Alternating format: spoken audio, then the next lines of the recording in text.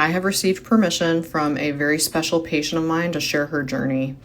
At first glance, it might look like this is a patient who has undergone an abdominoplasty and has a nice result.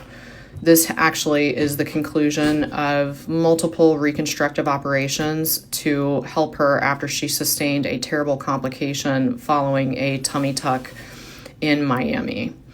I first met the patient after she looked like this. She had undergone a tummy tuck in Miami and developed drainage and fevers at about a week post-op, and at 2 weeks post-op showed up in our local emergency department and was diagnosed with necrotizing fasciitis, which is a life-threatening infection. She was taken emergently to the operating room by our trauma surgeons, and a substantial amount of her skin debrided.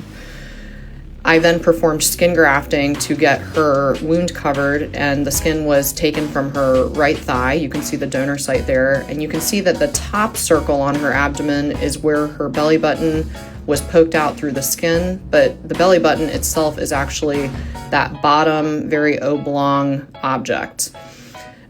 Once her grafted site had healed, we then took her back to the operating room, and I placed tissue expanders in her abdominal region. These are used commonly in plastic surgery, and they allow the skin to be expanded so that we can then recruit the skin to get wounds closed.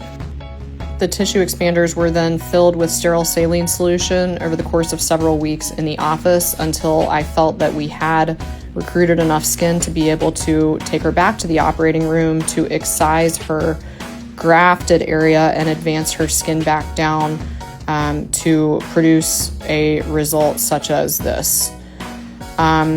I think the lesson in this is that even though plastic surgery is usually elective surgery, it is major surgery. The safest thing to do is to see a board-certified plastic surgeon locally so that you can be followed throughout your entire postoperative course. This is also a testament to the amazing specialty of plastic surgery, where we can help patients through extremely life-altering circumstances such as this.